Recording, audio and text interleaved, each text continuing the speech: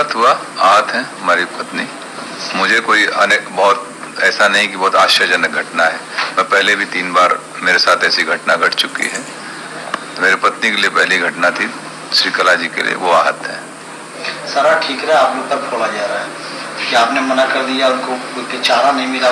मैं भी सुन रहा था कि दबाव में ये वो ऐसा। बहुजन समाज पार्टी मुझे बहुत कायदे से जानती है और खास तौर से बहुजन समाज पार्टी की जब सरकार रही, बहन जी जब मुख्यमंत्री रही 2002 में, तब भी मुझे 1 साल जेल रखा गया। हम लोगों को 10-12 मुकदमे ला दे गए। तब तो हम लोगों ने कोई कम, मेरी माता जी का निधन भी हुआ था उस समय। हम लोग तो कहीं कम्प्रोमाइज नहीं किए ना। तो बसपा, कम से कम बसपा के लोग जो बोल रहे हैं, खरवार जी हमको लगता है नए नए आए, उन्हें जानकारी नहीं है, इस तरीके की भाषा बोल रहे हैं। ठीक है, अपने पार्टी को डिफेंड करना बहुत से और भी तरीके, लेकिन दूसरे को डिफेम मत करिए। फिर 2007 से लेके 12 में सरकार रही, उस समय हमारी सरकार से हुए वैचारिक मतभेद रहे। आपने देखा हमारे ऊपर मुकदमे लाद के मुझे बंद किया गया इसी जौनपुर जेल में। 2012 के चुनाव से पहले ये कह दिया गया कि धनंजय सिंह ने माफी मांग ली। हमने कहा ना कोई गलती किया ना कोई माफी मांगे। हमारी भारतीय परंपरा, अगर शरीर भी टच हो जाता हम लोग कहते बेटा सॉरी या कोई क्षमा मांग लेते हैं, लेकिन जब तक गलती नहीं होती तब तक कोई वो नहीं होता है। और लोकतंत्र के सब जुमले नहीं, तब भी हम लोग उसको किए थे।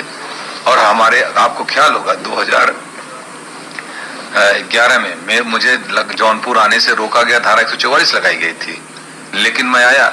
क्या मैं दबाव डर गया था क्या पुलिस के, उस समय की सरकार, तत्कालीन सरकार से? और अभी आप लोगों के सामने 2020 में तमाम आरोपों से अफवाहें चल रही थी ना।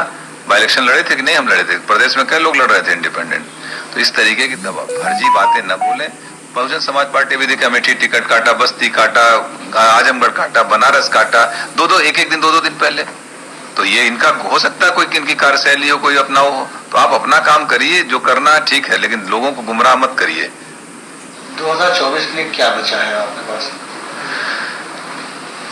अभी निर्णय होंगे 2-3 दिन में लोगों के साथ बैठ के। जो हमारे तमाम पुराने साथी हैं, बहुत बड़े बड़े सब सहयोगी हैं, जो हमारे ब्लॉक के हैं, ब्लॉक प्रमुख, पूर्व ब्लॉक प्रमुख, बहुत से जिला पंचायत सदस्य हमारे हैं, पुराने साथी, सब लोग बैठ के एक निर्णय लेंगे, तय किया जाएगा, जो उचित होगा वही।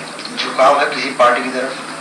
अभी जब तक हम लोगों के राय मशवरा नहीं कर लेंगे तब तक कोई निर्णय नहीं लेंगे। अभी भूमिका अदा करेंगे? बिल्कुल भूमिका अदा करेंगे। बगैर हम लोगों के सहमति, जिसको हम लोग चाहेंगे वही यहाँ से सांसद जाएगा, ये भी तय है। इसके अलावा क्या कोई बात हुई आपकी बहुजन समाजवादी पार्टी के शीर्ष नेतृत्व से? नहीं, किसी से कोई वार्ता नहीं है। हाँ, मैं भी सुना कि वो कह रहे थे कि बहन जी से मेरी वार्ता हुई। मेरी बहन जी से जब मैं MP था 2013, आखिरी वार्ता उनसे फोन पे मेरी 2013 में है। आज तक और इस टिकट में न मेरा कोई लेना न देना। मैं जेल में था, आप लोगों को मालूम है। पत्नी को अप्रोच करके उन लोगों ने टिकट दिया, वार्ता उनसे हुई, और आरोप हमारे ऊपर लगा रहे हो। इसका मतलब कुछ पहले से ही मनगढ़ंत कहानी रही होगी, ताकि मुझे टो कर दो, मुझे डिफेम करने की बात थी। कोई खेल समझ में आ रहा है क्या इसमें? कुछ तो होगा, लग रहा है कुछ डिफेम। हमको जिस तरीके से बयान दिए गए वो मुझे डिफेम करने के लिए, कुछ होगी बात इन लोगों की। चारा नहीं छोड़ा गया आपके सामने से, 3 दिन रह गया था नामांकन के लिए? हाँ बिल्कुल, अगर चूंकि हमने इस पे किया था नामांकन, इंडिपेंडेंट के लिए आपको 10 प्रस्तावक चाहिए होते हैं। आज हमारे पर्चे खारिज हो जाएंगे।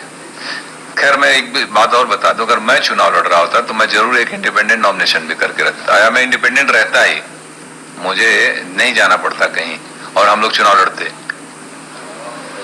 भविष्य में क्या कोई तालमेल बैठेगा बसपा से? मुझे नहीं, मेरा तो नहीं लगता है कभी। राजनीतिक संभावना को है, लेकिन मुझे नहीं लगता, क्योंकि इतनी बार धोखा खाने के बाद फिर कहाँ आदमी वो करता है।